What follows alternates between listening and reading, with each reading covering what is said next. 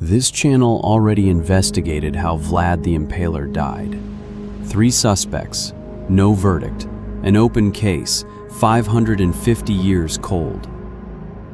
This episode is going to do something different. Not another investigation. An attempt, instead, to actually walk through what those final hours might have looked like. Not who is to blame, but what the day itself might have felt like, hour by hour, for a man who almost certainly didn't know it was his last.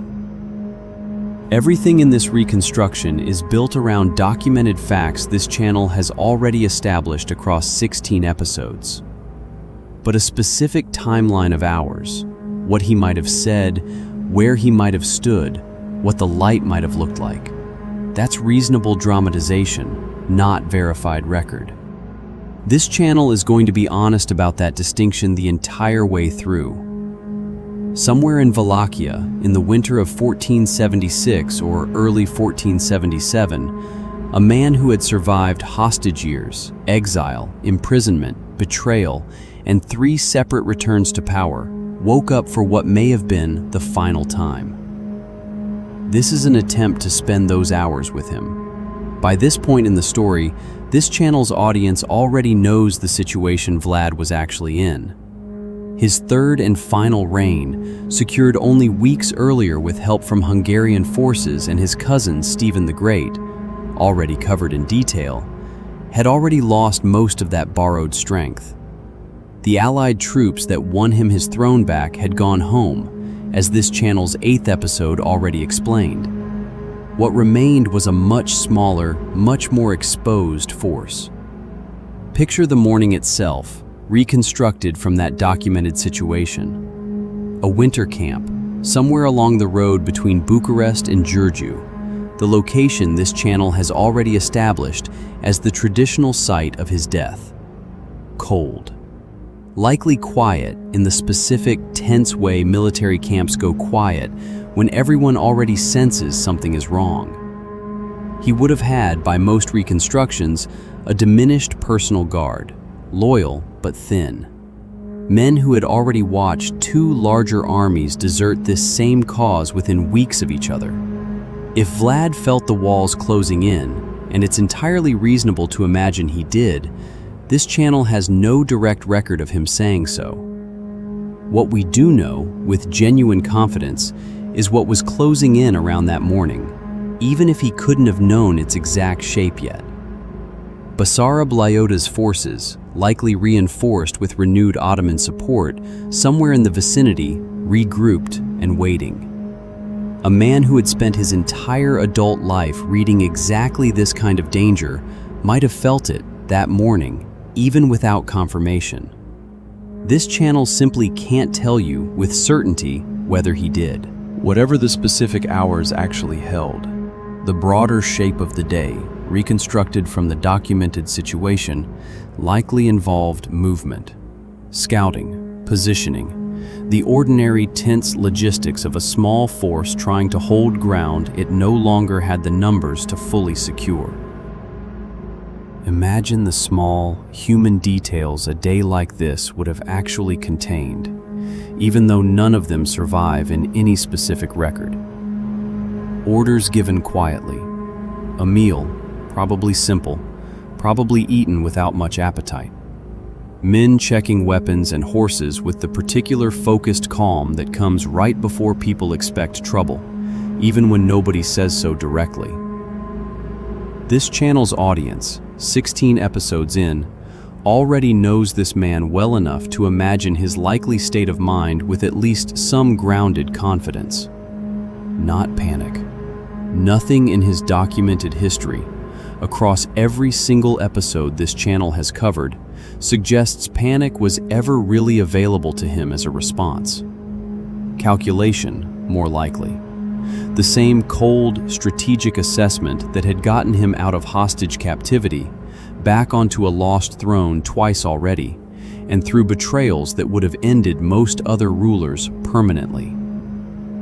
Whether he sensed, specifically, that this particular narrowing of hours was different from the others, that question, this channel genuinely cannot answer. Every previous crisis in his life, this channel has already documented, he'd found some way through. There's no confirmed reason to think this particular morning felt, to him, meaningfully different from several others he'd already survived. That's what makes it, in its own way, harder to sit with. Not a man bracing for a known ending. A man doing what he'd always done, on a day that happened this time, not to end the same way as all the others. By afternoon, by most reconstructions, the two forces were close enough that avoiding contact was no longer realistic. Here's where this channel is going to be most careful, because this is exactly the territory Episode 9 already treated with appropriate investigative caution. And this episode isn't trying to resolve what that one deliberately left open. What can be reconstructed, without picking a specific theory, is the general shape of a final confrontation between a badly outnumbered force and a larger, prepared one. Chaos, likely. Confusion, almost certainly, in exactly the way this channel's 9th episode already described. Accounts describing exactly the kind of disorder more consistent with sudden collapse than an orderly battle line. Picture the compressed, disorienting nature of violence like this, without this channel needing to specify exactly which of Episode 9's 3 theories was responsible. Minutes, not hours, probably. The difference between a man in full command of a battlefield and a man whose final hour has already begun, likely measured in a span of time far shorter than everything that led up to it. This channel has already told you the confirmed outcome, in careful detail, across 2 previous episodes. The head, removed and sent to Constantinople. The proof delivered to Sultan Mehmed II that his most persistent regional enemy was, after nearly 3 decades of conflict between them, finally gone. What this episode is adding isn't a new answer to how. It's an attempt to sit, briefly, with the actual human compression of that final hour.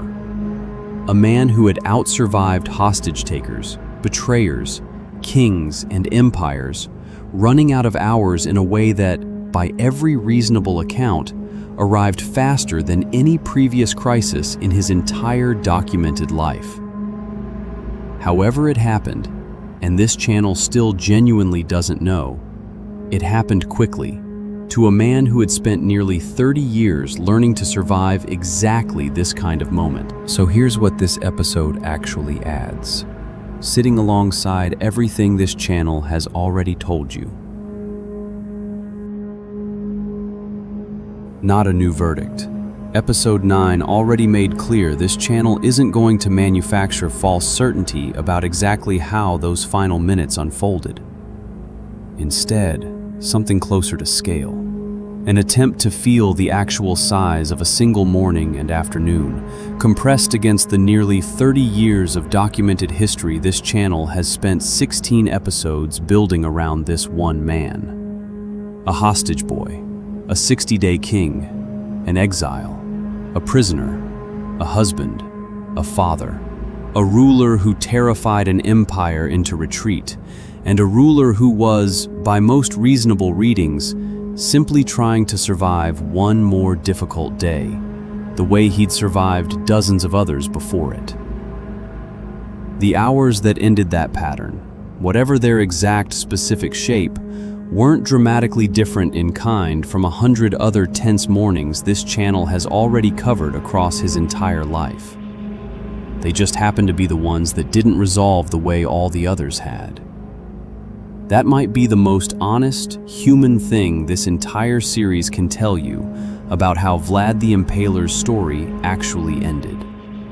Not a singular, mythic final stand, just ours, narrowing, the way they eventually narrow for everyone, met, by every account this channel has ever found reason to trust, with exactly the same cold, practiced calculation he'd relied on his entire life. Every week, This channel goes back into the true history behind the legend the world calls Dracula. The forest that made an empire retreat. The grave still debated centuries later. The feast that became a reckoning. The ally who manufactured a monster. The raid that gave that monster its face. The river that may have taken someone he couldn't save. The exile years with a future saint. The final war. The cold case that's still open. The monk whose testimony started it all. The brother who chose the other side. The son who inherited a method he may never have chosen. The signature that may have broken 5 centuries of silence. The diplomacy that failed before the forest of stakes. The face that may never have been his. The vampire that was never his either. And now, an attempt to simply sit with his final hours, without pretending to know more about them than anyone honestly can. Subscribe if you think even an ending without a clean answer deserves to be told carefully. We'll see you in the next Chronicle.